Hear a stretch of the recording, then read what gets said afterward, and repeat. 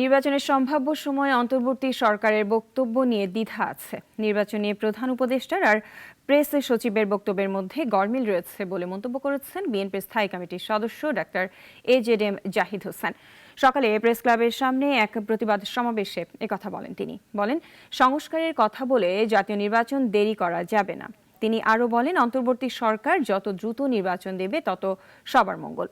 নির্বাচন যত বিলম্ব হবে এই সরকারের জনপ্রিয়তা কমতে থাকবে। এদিকে বিএনপির সিনিয়র যুগ্ম মহাসচিব রুহুল কবির রিজভী বলেছেন, কূটনৈতিক শিষ্টাচার লঙ্ঘন করে ভারত বাংলাদেশের বিরুদ্ধে বিষোদাগার তৈরি করছে। উপদেষ্টা বললেন ডিসেম্বরের শেষের দিকে এবং 26-এর প্রথম দিকে, পরের দিনই ওনার প্রেস সচিব বললেন এটা আবার 26-এর জুন পর্যন্ত এটা যেতে পারে। কোনটা বিশ্বাস করুন? ভারতের দিল্লির নীতি নির্ধারকদেরকে বলি, আপনারা যদি বাংলাদেশের স্বাধীনতা সার্বভৌমত্ব বিশ্বাস করেন তাহলে আপনার ভারত থেকে বাংলাদেশের বিরুদ্ধে এত অপপ্রচার কেন?